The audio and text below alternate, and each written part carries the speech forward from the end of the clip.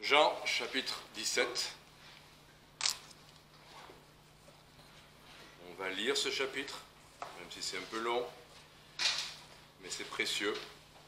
Ce chapitre est très précieux. On va expliquer pourquoi. Donc je vais prier, ensuite on va commencer. Seigneur, merci de la joie que tu as procurée hier soir à voir tes œuvres. C'est te voir toi à l'œuvre qui nous réjouit.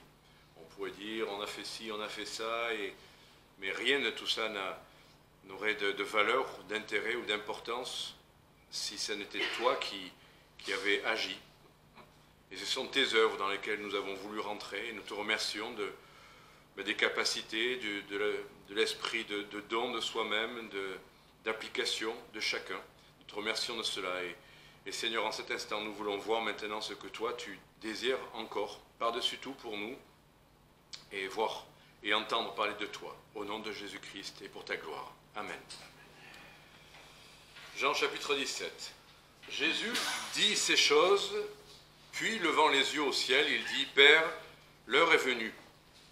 Glorifie ton Fils, afin que ton Fils te glorifie, selon que tu lui as donné pouvoir sur toute chair, afin qu'il donne la vie éternelle à tous ceux que tu lui as donnés.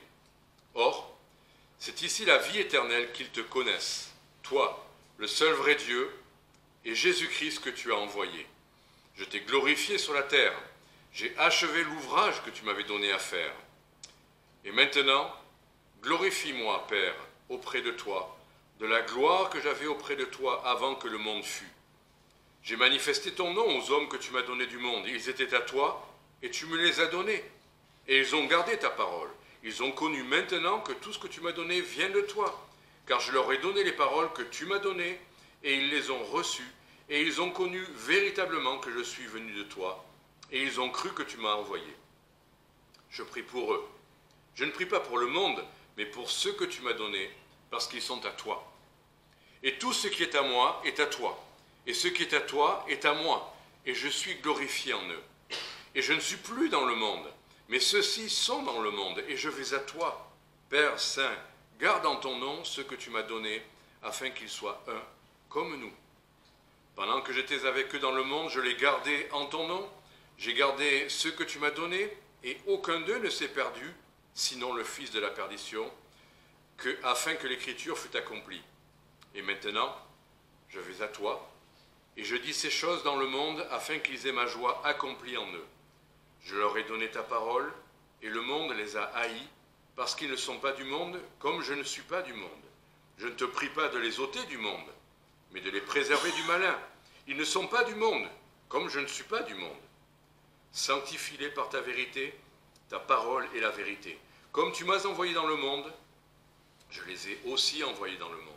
Et je me sanctifie moi-même pour eux, afin qu'eux aussi soient sanctifiés par la vérité. Or, je ne prie pas seulement pour eux, mais aussi pour ceux qui croiront en moi, par leur parole, afin que tous soient un, comme toi, ô Père, tu es en moi, et moi en toi, afin qu'ils soient aussi un en nous, pour que le monde croie que c'est toi qui m'as envoyé.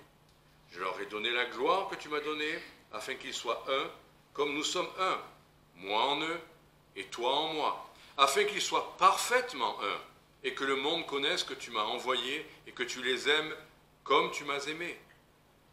Père, je désire que ceux que tu m'as donnés soient avec moi, où je serai, afin qu'ils contemplent la gloire que tu m'as donnée, parce que tu m'as aimé avant la fondation du monde. Père juste, le monde ne t'a point connu, mais moi je t'ai connu, et ceux-ci ont connu que c'est toi qui m'as envoyé. Et je leur ferai connaître ton nom, et je le leur ferai connaître, afin que l'amour dont tu m'as aimé soit en eux, et que moi-même je sois en eux. Voilà, ce texte est unique dans les Écritures, parce que c'est un texte qui nous est donné où Jésus prie son Père. Donc, nous croyons que Dieu est Père, Fils et Saint-Esprit, mais là on a carrément, dans leur intimité, une discussion, en tout cas une prière que le Fils adresse à son Père. On entend le Fils de Dieu parler à Dieu le Père. Et ça, c'est unique. On a d'autres prières dans les Écritures, mais c'est toujours des hommes comme nous, ou des femmes comme nous, qui prient dans les Écritures. Là, c'est le Fils de Dieu. celui qui, dès avant la fondation du monde, existait en communion avec son Père. Et ça, ce Fils-là, maintenant, prie. Il prie des choses, on va voir plusieurs choses. Ce texte, pour nous, est important aussi. Il est touchant, moi je trouve. C'est touchant de voir le Fils parler au Père. C'est un moment d'intimité, mais c'est aussi un enseignement. Ça n'est pas seulement... Si Dieu avait voulu que le Fils parle au Père, il aurait pu le faire à Gethsémane quand personne n'entendait rien. Il le fait là aussi comme un enseignement. C'est aussi un discours, parce que si ça nous est écrit là, c'est que les disciples ont entendu cette prière-là. Et il l'a faite non pas à genoux, caché dans une pièce, il l'a fait publiquement à table, on va voir le contexte, parce que c'est quelque chose qu'on devait entendre pour comprendre quelque chose de la personne de Dieu et de ses intentions à notre égard. Donc c'est aussi un enseignement. Il y a de la théologie vraiment, on va voir ça dans ce texte-là. Alors, puisque c'est de la théologie, d'abord je vous donne le contexte. Si on revient au chapitre, c'est un peu avant, chapitre 13, verset 1, ce discours, cette prière, s'inscrit dans un discours, un enseignement, à un moment bien donné, à un moment précis, chapitre 13, verset 1, avant la fête de Pâques, Jésus, sachant que son heure était venue pour passer de ce monde au Père, comme il avait aimé les siens qui étaient dans le monde, il les aima jusqu'à la fin. Et lors du souper, et on s'arrête là, lors du souper. Donc on est là, chapitre 13, c'est le commencement, c'est pour la fête de la Pâque, c'est les derniers moments que le Seigneur va passer avec ses disciples avant la croix, avant sa mort et les événements qui vont suivre. Donc chapitre 13 jusqu'à 17 inclus et même un peu après, c'est ces moments d'enseignement, ces moments de repas, d'intimité qu'il a avec ses disciples et ce qu'il veut leur laisser. Et si on vient maintenant au chapitre 16, juste avant le chapitre 17, verset 32, il est dit « Voici, l'heure vient, et elle est déjà venue, que vous serez dispersés, chacun de son côté, et que vous me laisserez seul. Mais je ne suis pas seul, parce que mon Père est avec moi. Je vous ai dit ces choses afin que vous ayez la paix en moi. Vous aurez des afflictions dans le monde, mais prenez courage, j'ai vaincu le monde. » Et donc cette prière est aussi s'inscrit dans tous les enseignements qu'il leur a donnés jusque-là pour les préparer à la séparation, pour les préparer aux événements de la dispersion, parce qu'ils vont bien sûr l'abandonner, faillir, et au lieu que ça soit définitif, le Seigneur avait prévu qu'il allait faire ce qu'il faut pour à nouveau les rassembler et les réconforter. Donc cette prière est aussi un encouragement.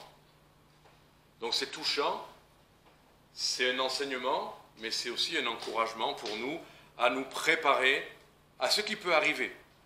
Tout ce qui peut arriver. Des afflictions, oui, la dispersion, dans une certaine mesure, on va être dispersés dans quelques jours, certains vont repartir à Vichy, d'autres vont repartir en Suisse, d'autres vont partir en voyage peut-être, enfin, c'est pas pour ça qu'il y a écrit le mot dispersé, c'est bien autre chose. Mais pour dire, on ne sera pas toujours ensemble. Les moments où on est tous ensemble, il y a de la joie, on est content, on s'encourage les uns les autres, et il y a des moments où on est là où on est. Mais on n'est pas seul, c'est ça que le Seigneur veut nous dire, il a des projets pour nous.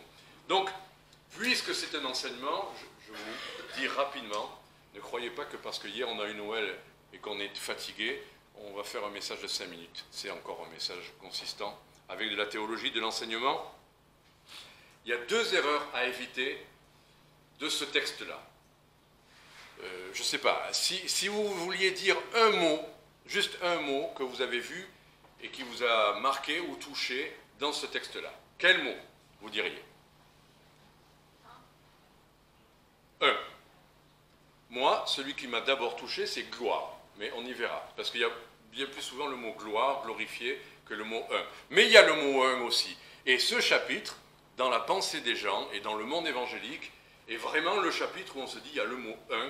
Et on va voir que de cette idée-là, qui est biblique, un, on verra ce que ça veut dire, on en a fait une erreur. L'erreur, c'est quoi? C'est que ce mot un, on le voit par exemple, principalement, verset 21, afin que tout soit un. Afin que tout soit un. Et on va vous faire un message dont le titre sera afin que tout soit un. Et on va vous dire, les amis, il faut que tous les chrétiens soient un. Il faut que nous fassions des efforts pour nous rapprocher de nos frères un peu différents. Il faut qu'on se rassemble, il faut qu'on fasse des cultes en commun, il faut qu'on fasse tomber nos barrières, nos dénominations, nos doctrines, tout ce qui nous divise. Ça a l'air bien ça, ça a l'air biblique, oui, afin que tout soit un. Mais est-ce que c'est de ça dont parle ce texte? D'abord, première chose, ce texte-là n'est pas un ordre de mission pour l'Église. C'est une prière. Le Fils prie son Père. Il ne nous donne pas un ordre à nous. Il y a des ordres dans les Écritures pour l'Église. Allez, faites de toutes les nations des disciples. Ça s'adresse à qui? Ça, c'est un ordre de mission pour l'Église. L'Église doit annoncer l'Évangile. Là, c'est le Fils qui prie son Père. Et vous savez quoi? Le Père exauce toujours le Fils. Et heureusement qu'il ne nous a pas confié cette tâche, parce que sinon, l'histoire et l'avenir nous montrent qu'on n'y arrivera pas. D'abord, pourquoi? On n'y arrivera pas parce que le Seigneur parle d'une unité parfaite. Il veut que cette unité soit parfaite. Comment ferions-nous, nous, chrétiens, des choses parfaites? Première idée. Deuxième idée,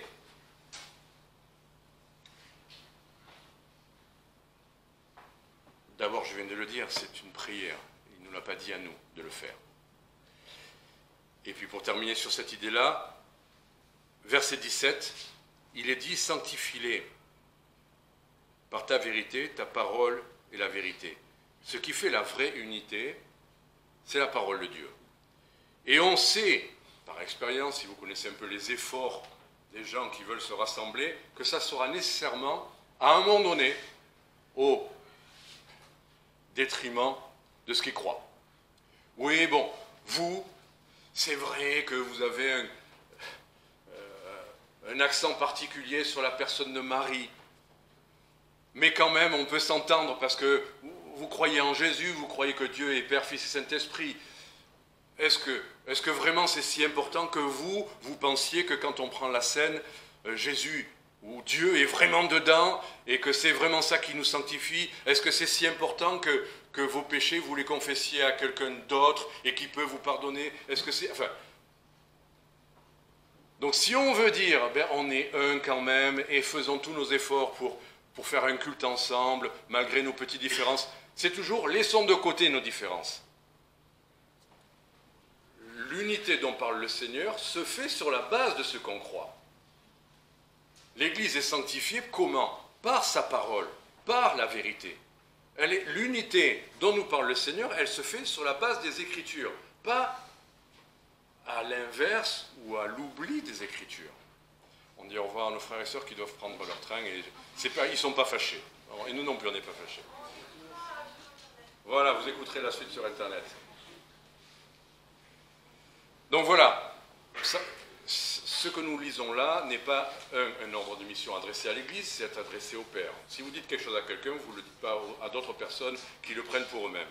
Deux, cette unité dont parle le Seigneur, elle est parfaite, et vous le savez, le Père exauce toujours son Fils. Donc cette unité pour laquelle le Seigneur a prié est une réussite, est accomplie parfaitement. Et ça n'a rien à voir avec ces efforts, parfois louables et parfois moins louables, d'un monde dit chrétien qui parfois n'est même plus chrétien. Parce que la vraie unité se fera sur la base des Écritures et pas en mettant de côté les Écritures. Ça, c'était une première chose, une première erreur qu'il ne faut pas faire. Deuxième erreur, alors là, elle est plus rare, mais je voulais quand même en parler très rapidement. Dans ce texte, puisqu'il est question de théologie, vous voyez surtout, vous ne voyez même que, ou vous n'entendez parler que de Dieu, Père et Fils. Vous n'entendez pas parler du Saint-Esprit. Alors vous arrêtez à ce chapitre. Vous avez entendu des enseignements un peu bizarres à gauche, à droite, peut-être sur Internet ou dans d'autres milieux non chrétiens. Et on va vous dire, vous voyez, à la limite, on pourrait dire que Dieu est Père et Fils. mais pas le Saint-Esprit. Non, le Saint-Esprit est une force. Le Saint-Esprit est une émanation du Père et du Fils, et puisqu'il est une émanation, en fait, ce n'est pas une personne. Arrêtez, vous, les chrétiens, de croire que Dieu est en 3 personnes. Et on va vous dire, même regardez, dans des trinités, il y a des trinités diaboliques qui datent du paganisme. Et vous avez d'excellents livres qui le montrent, qu'il y a bien des trinités diaboliques. Et on vous dit, vous qui croyez en la Trinité, voyez, c'est pas biblique, c'est pas doctrinal, vous ne croyez pas le vrai Dieu, il est soit juste Dieu le Père, et puis le Fils, il est un petit Dieu, comme le croient les témoins de Jéhovah, et même le Saint-Esprit, oui, on le voit, il est actif, mais il n'est qu'une émanation du Père, il n'est pas Dieu lui-même, il n'est pas une personne. Ça, c'est le faux enseignement que je vous donne là. Et on vous dit, regardez, Jean 17, il y a le Père et le Fils, mais il n'est nulle part question du Saint-Esprit. Si je vous laisse là, je suis sûr que vous êtes troublés. Alors maintenant, je vous rappelle ce que j'ai dit au début, ce que nous avons vu au début. L'enseignement que le Seigneur nous donne là, d'abord c'est toutes les Écritures, et il faudrait voir toutes les Écritures sur cette question-là, mais même sur cet enseignement-là du repas de Pâques, où Jésus va dévoiler des choses importantes et intimes sur sa personne. C'est pour ça qu'il faut... Voilà, j'espère que vous avez le cerveau qui commence à... Oui, mais il y a aussi écrit. Il faut que nos cerveaux réagissent comme ça. Mais il est aussi écrit. Et qu'est-ce qu'il est aussi écrit dans l'évangile de Jean, qui vous vient à l'esprit, j'espère, dans d'autres chapitres? Qu'est-ce qu'il est aussi écrit? Voilà, consolateur. Et vous avez 2 chapitres juste avant. Donc c'est ridicule, vous voyez, en fait, quand on prend le temps de faire juste un pas de recul et voir un peu l'ensemble, on se dit, oui, chapitre 17, il n'en est pas question. Mais, chapitre 16, mais, chapitre 14, et on les voit rapidement, juste un petit exercice, hein, ça nous tient éveillés. Alors, Jean chapitre 14, verset 16, je réagis un peu à ce faux enseignement parce que je l'ai même entendu par des gens tout à fait valables, tout à fait sérieux, tout à fait bibliques, qui ont glissé vers cette pensée-là que Dieu n'est que Père et Fils.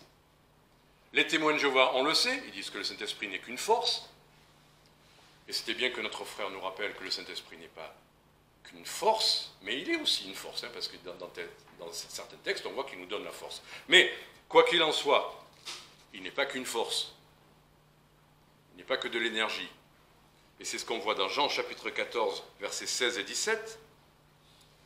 Et moi, donc dans sa prière, Jésus dit, je prierai le Père qui vous donnera un autre consolateur pour demeurer éternellement avec vous, l'esprit de vérité que le monde ne peut recevoir parce qu'il ne le voit point, etc., etc. Donc intéressant. Ces personnes disent, oui, mais consolateur, c'est Dieu lui-même qui est le consolateur. Et d'ailleurs, il y a des versets dans l'Ancien Testament qui disent que Dieu est notre consolateur, c'est lui qui nous console. Oui, mais là, Jésus dit un autre consolateur. Ce qui veut dire quoi? Quand vous dites autre, c'est que c'est distinct. Si Jésus dit qu'il est le consolateur ou que le Père est le consolateur, vous ne dites pas je vous enverrai ou je prierai pour un autre consolateur. Sinon, c'est comme si vous disiez, moi, je vais faire quelque chose, mais ça sera ma main gauche qui le fait. C'est toujours moi. Le consolateur émane bien du Père et du Fils, mais il est une personne à part entière, puisqu'il est une autre. Je ne vous dirai pas, c'est une autre personne que moi qui l'a fait, parce que c'est ma main droite qui l'a faite. Ça serait ridicule. Donc là, Dieu est Père, Fils et Saint-Esprit, un, mais distinct aussi. Ce sont bien, si vous ne voulez pas employer le mot personne, n'employez pas le mot personne si vous voulez, mais 3, distinctes tout en étant unis. Un autre, il enverra un autre consolateur. Pourtant, en disant un autre, ailleurs, il dit que c'est l'Esprit de Christ. Il y a des textes qui disent que c'est l'Esprit de Christ, comme c'est l'Esprit du Père. On voit ça dans Romains 8. Esprit du Père, Esprit du Fils, mais c'est quand même un autre consolateur. Donc qui vient, qui est envoyé par, mais c'est un autre. Et on pourrait continuer là-dessus sur les autres versets, mais au verset 26 du même chapitre 14, mais le consolateur, le Saint-Esprit que le Père enverra en mon nom, vous enseignera toutes choses, vous remettra en mémoire toutes celles que je vous ai dites. Il est appelé le Consolateur. Il est appelé l'Esprit de vérité. Moi, je ne vais pas vous dire non plus, mon esprit parle maintenant. C'est moi qui parle. Je n'ai pas besoin de faire la distinction entre mon esprit et moi. Et Dieu fait la distinction. Et on va terminer là-dessus, chapitre 16, verset 7. Toutefois, je vous dis la vérité, il vous est avantageux que je m'en aille, car si je ne m'en vais, le Consolateur ne viendra pas à vous, et si je m'en vais, je vous l'enverrai. Et quand il sera venu, il convaincra le monde de péché, de justice et de jugement. Et si on va encore un peu plus loin, mais celui-là, verset 13, celui-là, si ce n'est pas une personne, ça, celui-là, l'Esprit de vérité, quand il sera venu, il ne parlera point par lui-même. Donc ça ne veut pas dire qu'il est incapable de parler, mais il dira tout ce qu'il aura entendu et vous annoncera les choses à venir. Donc ce que l'Esprit doit annoncer, c'est ce que le Père lui aura donné d'annoncer. Comme tout à l'heure on l'a lu dans Jean 17, Jésus dit, je leur ai donné les paroles que tu m'as données. Donc le Père et le Fils sont un et distincts, et l'Esprit est un et distinct. Alors voilà, c'était un peu théologie, ça ne fait pas de mal. C'est une piqûre de rappel. Parce qu'on ne sait pas les glissements. Vous savez, les églises, comment dire, dans l'histoire du christianisme, ont glissé.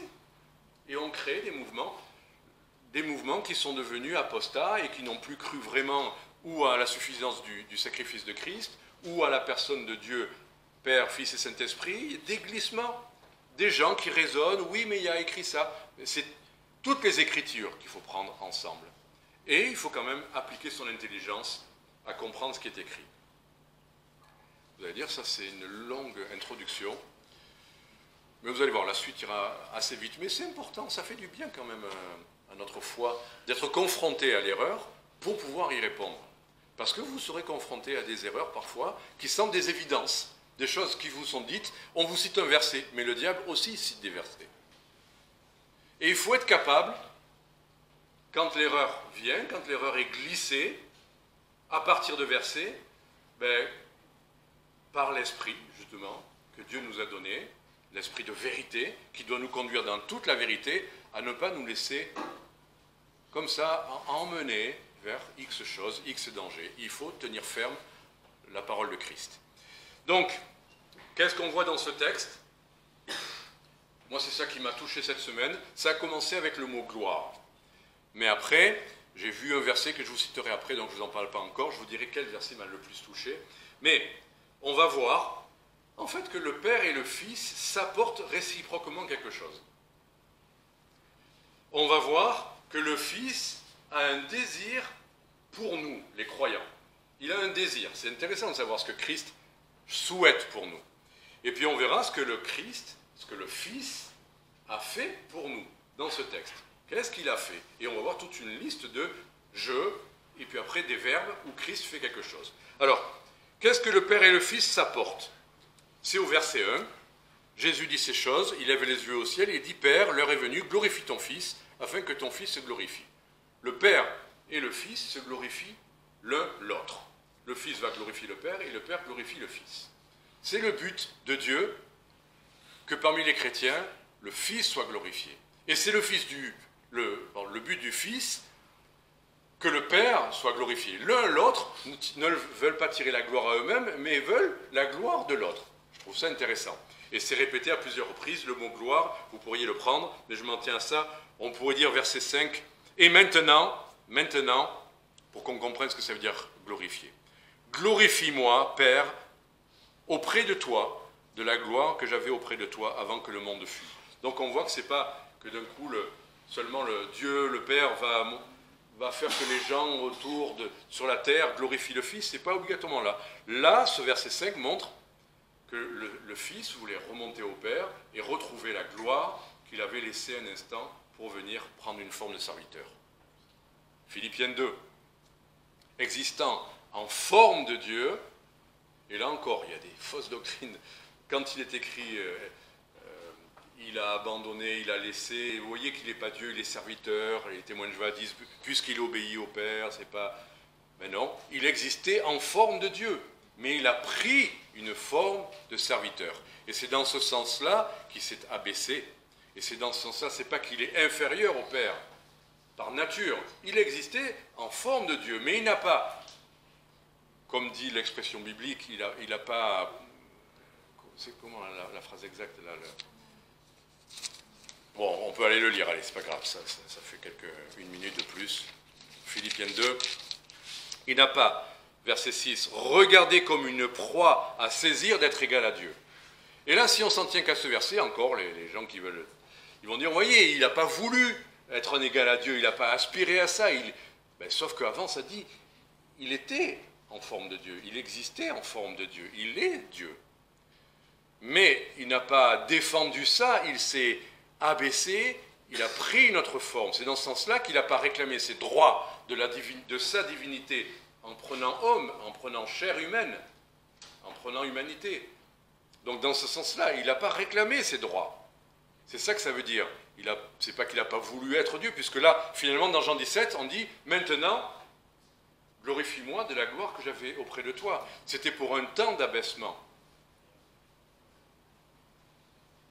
Il laissait de côté tout ce qu'il méritait, tout ce dont il était digne en tant que Dieu. Mais finalement, c'est ce qu'on vient de lire, « Maintenant, glorifie-moi auprès de toi de la gloire que j'avais auprès de toi avant que le monde fût. » Donc on est dans l'éternité là.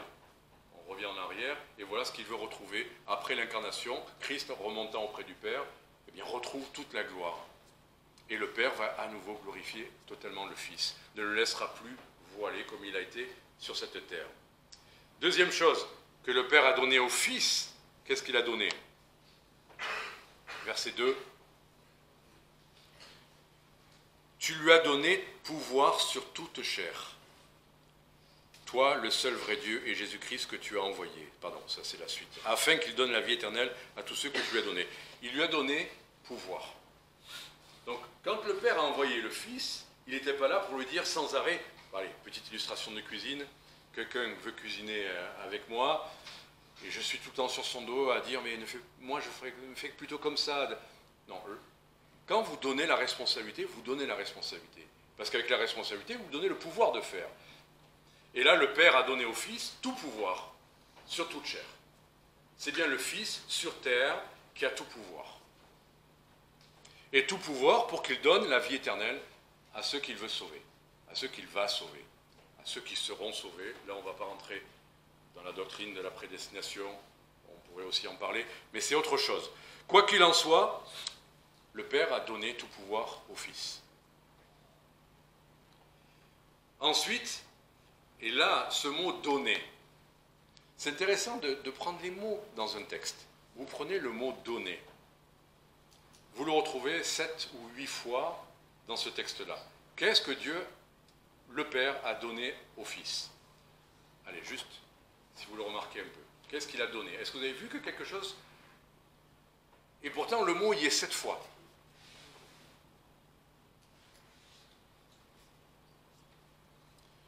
Nous.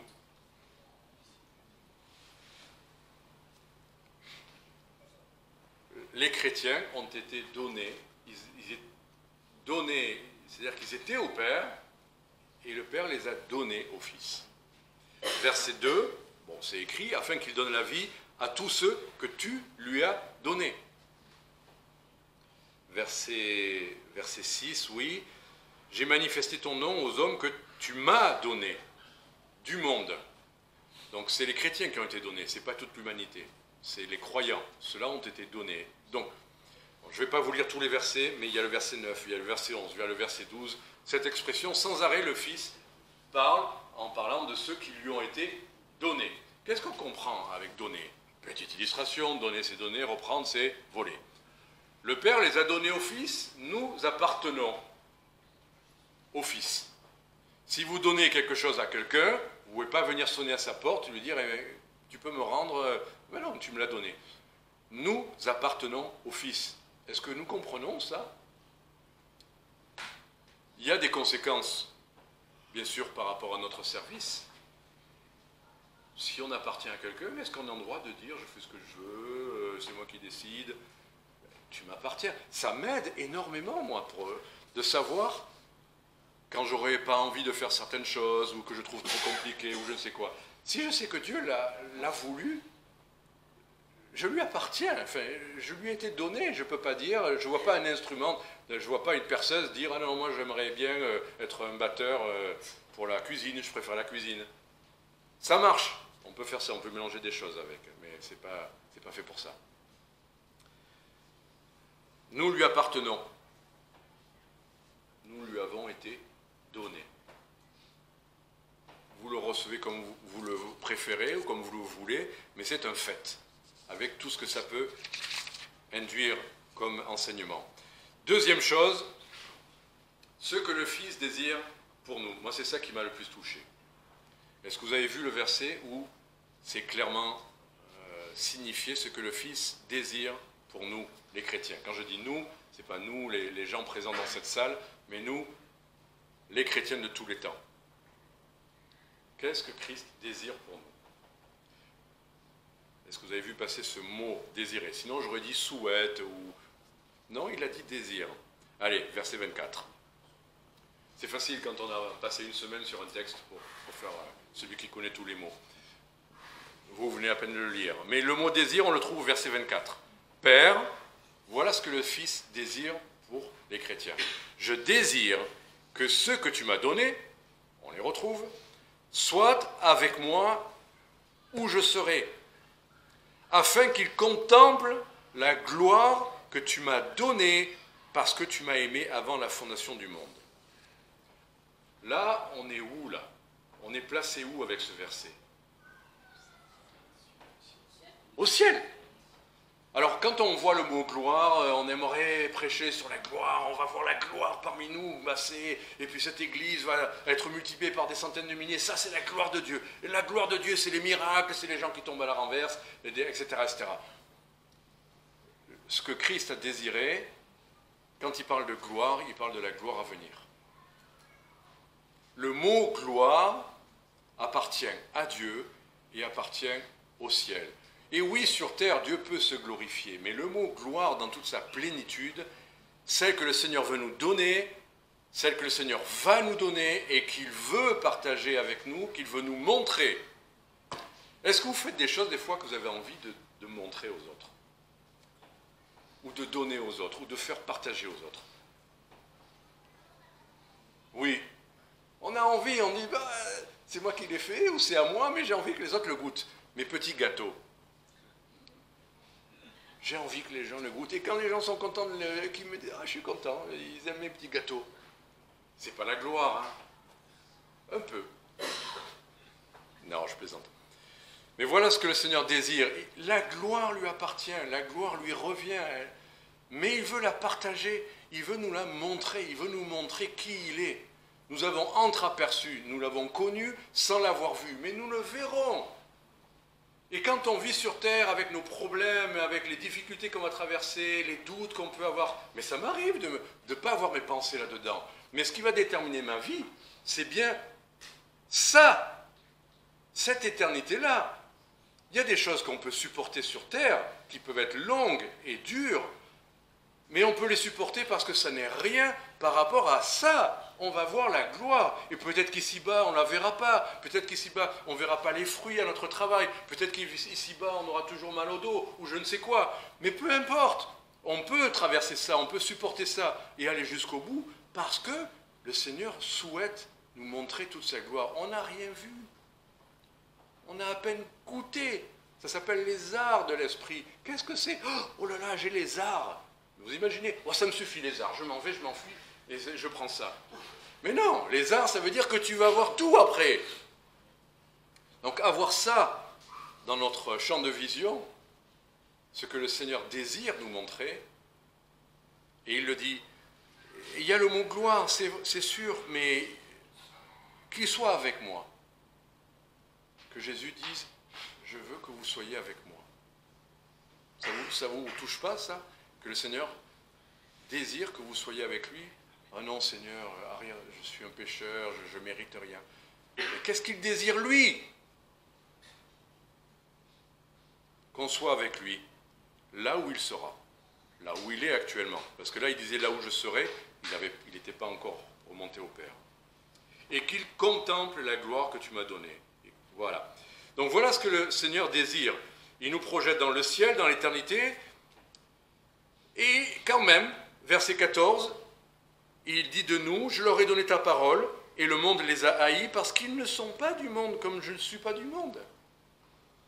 On est fait pour ça. Si on n'était pas fait pour ça, on ne pourrait rien comprendre. Mais on a quand même en nous déjà ça.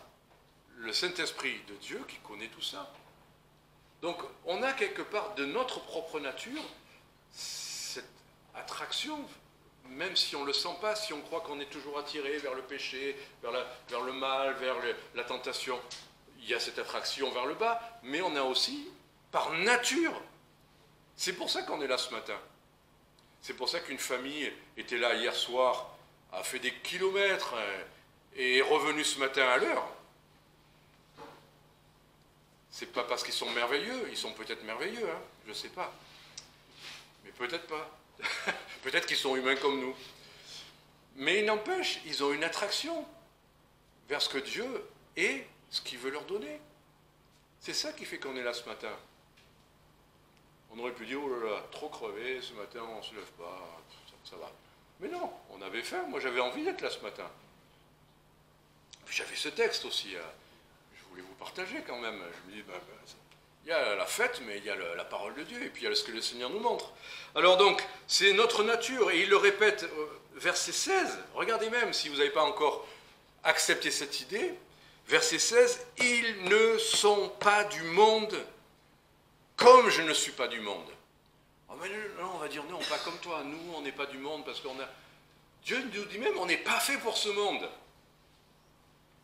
On n'est pas de ce monde. Vous le saviez, ça? Qu'on n'est pas de ce monde?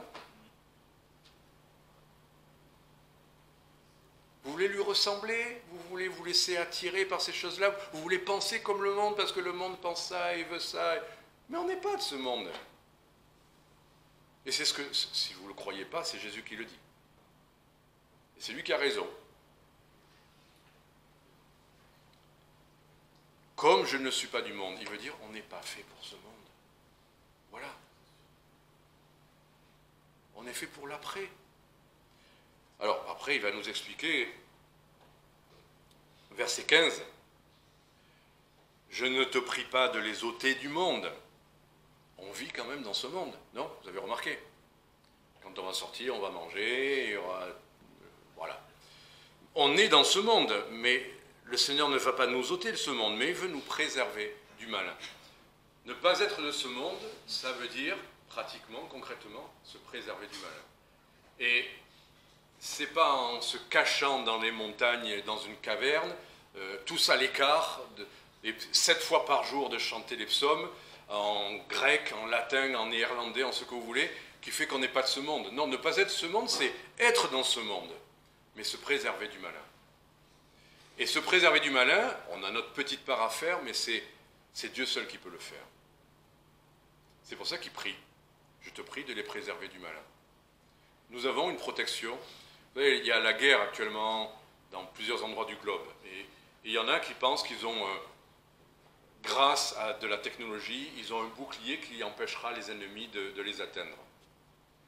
Et il y a de la haute technologie qui, en grande partie, fait ça. Mais de temps en temps, il y a un missile qui passe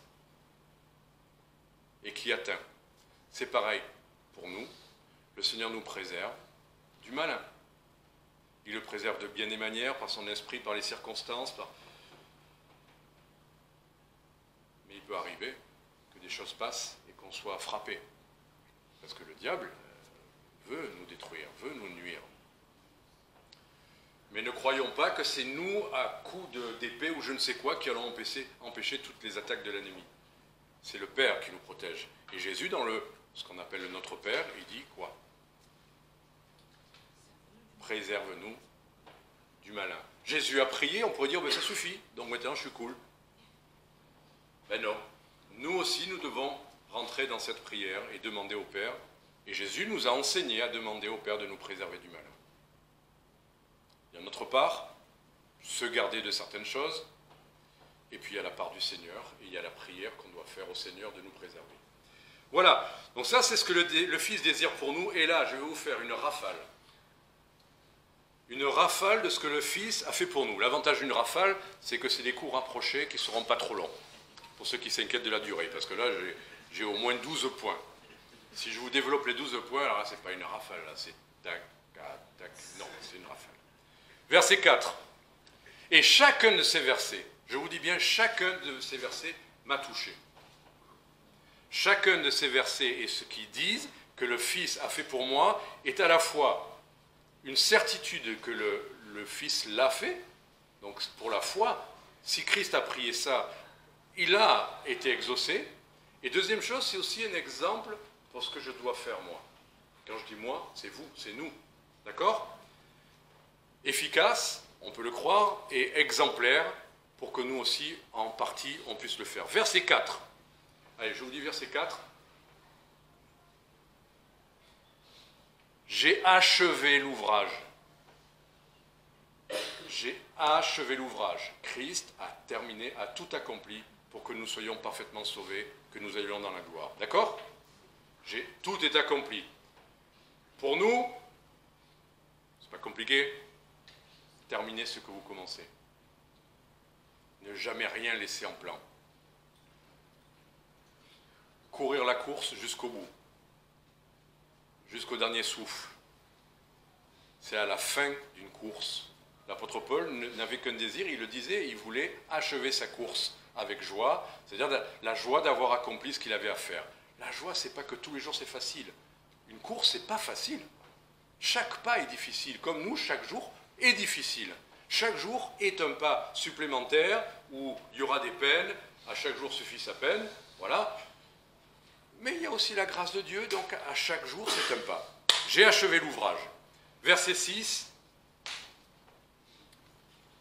J'ai manifesté son nom. Notre but n'est pas de prouver qu'on est gentil, c'est de manifester le nom de Dieu. Que nos vies manifestent le nom de Dieu. Je ne sais pas exactement ce qu'il veut dire par là, mais c'est qu'il concrétise ce que Dieu est. Nous devons aussi, quelque part, quand nous parlons d'un Dieu saint, quand nous parlons d'un Dieu miséricordieux, nous devons manifester le nom de Dieu. Éternel. Verset 8, ça m'a beaucoup plu. Je leur ai donné les paroles que tu m'as données, et ils les ont reçues. J'essaye autant que possible que le Seigneur me donne des paroles que je voudrais partager. Quand je commence un message, c'est ça mon but. Je demande dès le lundi, Seigneur, de quoi tu voudrais que je parle si dimanche je prêche ou... C'est ça mon but. Je n'ai pas envie de vous dire ce qui me passe par la tête. Ça m'arrive aussi, mais ça c'est ce que je rajoute. Mais mon but c'est de vous dire les paroles que Dieu a données. On pourrait dire que Dieu a donné. Donc dire les Écritures, ce sera toujours les paroles que Dieu a données. Mais autant que possible, être sûr que c'est les paroles que Dieu nous a données pour qu'on les donne. Et Jésus était sûr de ça. Il était sûr qu'il allait donner, pour le bien des croyants, les paroles que son Père lui avait données. Nous devons aussi essayer de vivre comme ça, mais en tout cas, lui a réussi. Il nous a donné tout ce qui est nécessaire pour notre foi, pour notre piété. Il nous a donné toutes les paroles que le Père lui avait données. Verset 9. Je vous vois regarder là-bas, donc, je prie pour eux. Jésus a prié pour nous. Et là, il dit, je prie pour eux. Nous savons, comme ça a été dit tout à l'heure dans la lecture de notre frère, aujourd'hui, il est auprès du Père et il intercède pour nous. Il prie encore pour nous. À l'avance, il a prié pour nous, et aujourd'hui encore, il prie pour nous. On peut dire, j'ai prié pour lui, j'ai plus besoin de prier. Et pourtant, Paul, Barnabas, ne cessent de prier pour. Je prie pour eux, ça veut dire ne pas cesser de prier. C'est pas, oh, allez, j'ai prié maintenant, je te l'ai remis. Des fois on entend ça, j'ai prié à la naissance de mon enfant, j'ai prié pour qu'il soit consacré, qu'il te serve un jour, qu'il t'aime, qu'il croit en toi. Maintenant c'est bon, il le fera. Ça marche ça? Des prières, on a prié une fois et puis ploc, après c'est cool pour toute la... C'est bien de se disposer, mais s'engager à prier quotidiennement pour eux, c'est ça qui fait ce que le Seigneur attend de nous. Jésus n'a pas prié seulement là, il continue de prier pour nous. Aujourd'hui, il est remonté auprès du Père et il continue à prier pour nous. Pourtant, il sait qu'il sera exaucé. Mais il n'empêche que notre participation dans l'œuvre, pour l'avancement des chrétiens, pour la protection, quel que soit le sujet, nous ne cessons de prier pour vous. Verset 12. Pendant que j'étais avec eux dans le monde, je les gardais en ton nom. J'ai gardé ce que tu m'as donné, et aucun d'eux ne s'est perdu, sinon le fils de la perdition. Il a gardé les disciples quand il était au milieu d'eux, et aucun ne s'est perdu.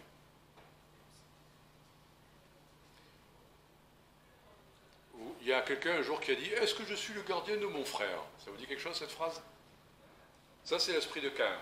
Vous pourriez dire « Oh ben écoute, hein, ils ont qu'à prier eux aussi. Il a des difficultés, il a des épreuves, ben écoute, il n'a qu'à prier. » Est-ce que je suis le gardien de... Ben oui. Quelque part, nous avons la responsabilité de nos frères et sœurs. Vous voyez un frère trébucher, un frère douter, un frère être éprouvé, vous pourrez lui dire, ben, prie, lis ta Bible. On est gardien de nos frères. J'ai gardé, dans la mesure du possible, bien sûr. Nous ne sommes pas le souverain berger qui a toute autorité pour protéger les brebis, mais dans une certaine mesure, nous pouvons aider les frères et sœurs, les garder, peut-être.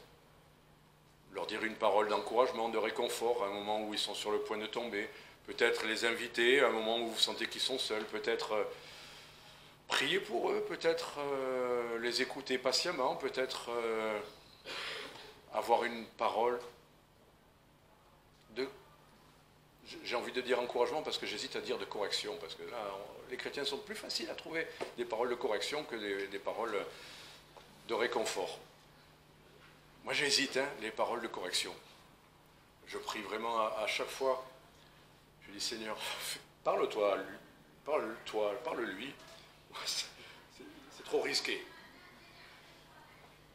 Cherchons d'abord, surtout dans la veine, comme on dirait quand on cherche dans une mine, dans la veine des encouragements, des réconforts et des consolations.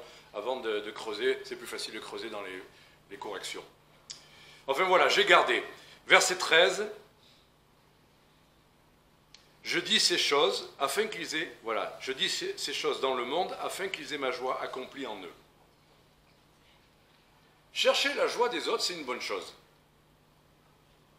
Chercher à avoir des paroles qui vont susciter la joie. Alors, c'est plus facile, j'en fais, de faire des blagues, d'arriver à tirer un sourire.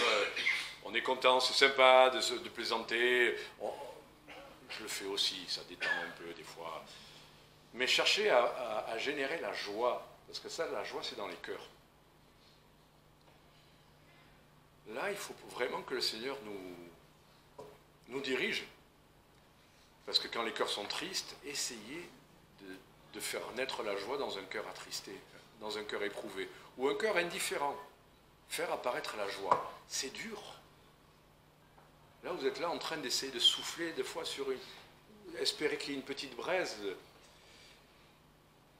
Ben, c'est aussi un de nos ministères, chercher à susciter la joie dans le cœur des gens autour de nous, et des chrétiens en particulier. C'est bien ce que Christ a fait.